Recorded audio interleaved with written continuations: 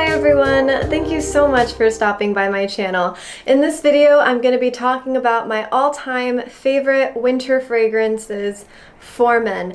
If it's your first time here, my name is Ashley. I work as an apprentice perfumer for a company called Givaudan, which is the largest creator of fragrances in the world. And so if you're interested in fragrance reviews by someone who is making the fragrances or just informed and unbiased reviews, consider subscribing to the channel. And if you end up liking this video, don't forget to give it a thumbs up. Thank you so much. So just jumping right into it, the first fragrance that I'm going to be talking about today, I've definitely talked about before, and it's Bentley for Men Intense. I absolutely love this fragrance. I love how boozy it is, how sweet it is, and also the fact that it's really, really affordable. A fragrance of this caliber that smells so luxurious, I'm really surprised at the price point. I'm so glad that they are still selling it and that it hasn't been discontinued.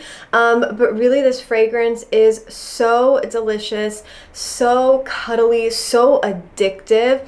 And again, I really think it's because of the boozy notes paired with the sweet notes. It has really good longevity, moderate projection, and I think this is a fragrance that just everyone should have in their wardrobe just because it is so comforting and so addictive, and the price point I really think is just insane. The price. A lot of times you can find this fragrance on Amazon and other retailers for under $40. So yeah, just a great addition to your collection and really just one of the best smelling fragrances. So yeah, definitely worth giving a sniff. Next on my list is a fragrance called Hellfetti by Penhaligon's. I love this fragrance in winter just because it does smell a little bit mysterious, a little bit exotic. It has the oud, which now we smell kind of everywhere, but I still feel like it is a note that in the mainstream you're not getting so much. Definitely a niche, it's everywhere, but it's not like Chanel has done their oud yet. So until then, I still feel like it's a fragrance that's slightly under the radar if it is super prevalent and niche. So here we have a Cypress Oud Rose. And anytime you have a fragrance contrast, which we do here with this very deep, luscious rose and then this dark kind of moody oud, you have a combination that I always find to be very addictive, the kind of thing that you want to smell again and again, and we definitely have that here in Hellfetti. What I love though is some of the drier notes, the drier woods like the cypress, which is also a bit aromatic, keep this fragrance from being too nighttime or too sensual. This is a fragrance that definitely has a sensual facet with the rose oud pairing. But the other notes actually keep it very elegant and very refined, and therefore something that you can wear any time of day and any occasion. And that's another thing that I really love about Hellfetti is its versatility. Next, I'm going to be talking about Parfums de Marly's Layton. And so there's two versions of this fragrance. My personal favorite is the original. There's also the Exclusive, which is super similar. It's just a bit woodier. I do find the Exclusive has better longevity and projection. But the original already had really good longevity and projection, and when they added that kind of like woody accord to the Exclusive, I found it made it slightly less nuanced. But again, they're super similar fragrances and they both smell amazing, so it's really a personal preference whether you like the Exclusive or the original, which is what I'm going to be talking about right now. So with Parfums de Marly, I've always preferred the men's range over the women's range until I finally fell in love with Delina, but it was a very slow love affair, and the first time I smelled it I was like, and now I've been wearing it nonstop recently. But I really dived deep into the men's line because it just resonated with me more. I really love men's fragrances and wearing men's fragrances myself, especially if they're boozy or sweet or woody. I really like these kind of like darker smelling fragrance categories. What I love about Layton is we have some apple vanilla booziness, but then we also have some lavender, some geranium, some orange, which give it a certain refinement. And I also find that like geranium lavender keeps the heart going longer, and it's giving you all the nuance on this fragrance and what's making it so interesting to smell. I feel like with Layton, I'm always kind of getting something different popping out at me. It is pretty linear, but it's just kind of a fragrance that moves. It's hard to explain. I'm sure you guys know with fragrance, we just don't have the language, but I always find like different little notes as I'm wearing this fragrance. To me, primarily, it's a very like warm, ambery fragrance with some spice and some florals and some fruity notes. It's a very complex fragrance, very well blended, but also just really, really yummy.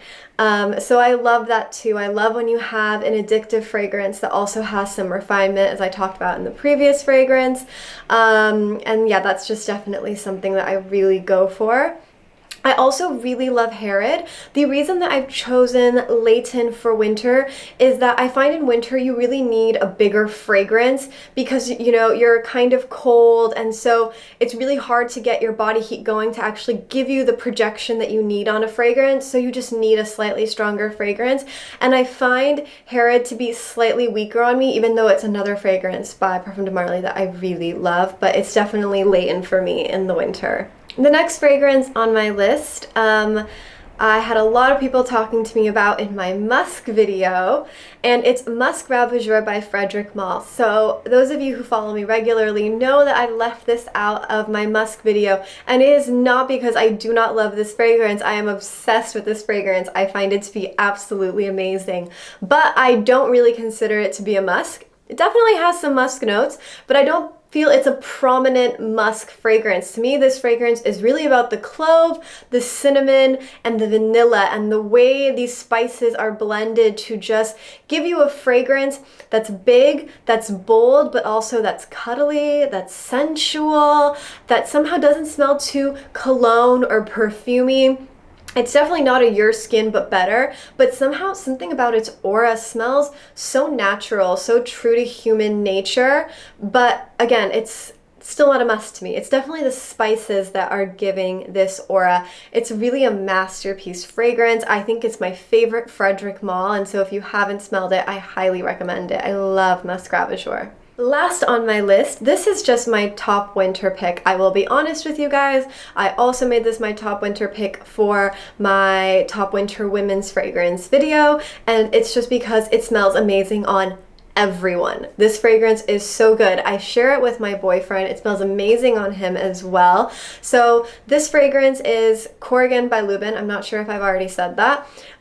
If you haven't smelled this fragrance, it's this delicious, boozy, leather vanilla, but emphasis on the boozy. You have whiskey, you have cognac, you have rum, which really gives you like so much depth. And you don't have to worry, it's not gonna smell like you went on a bender. It's still really elegantly blended with a touch of spices, again that vanilla, and again a touch of leather. Really, really unique fragrance. I still haven't smelled anything like it, and it's been out for at least 10 years, if not more. I remember I first smelled it about 10 years ago. And just a beautiful fragrance all around. It blooms so beautifully in winter. And so if you love warm, spicy, kind of seductive fragrances in cold weather, even if you're just seducing yourself, I highly recommend Corrigan by Lubin. It's one of my all-time favorite boozy fragrance, all-time favorite cold weather fragrances, and I really feel like it's one of those fragrances where if this is your favorite, if this is one of your favorite fragrance categories, you can't go wrong. Let me know what fragrances are keeping you warm this winter, or maybe you don't like warm fragrances in the winter. Maybe you like an eau de cologne. I'm super curious. I would love to hear how fragrances wear for you in the winter. Are you like me? Do you feel like you don't get the same projection in winter as in summer? Maybe you feel like you get better projection. I would just love to hear your thoughts. All right, guys, I will see you in the next video, and I'm looking forward to it. Bye, everyone.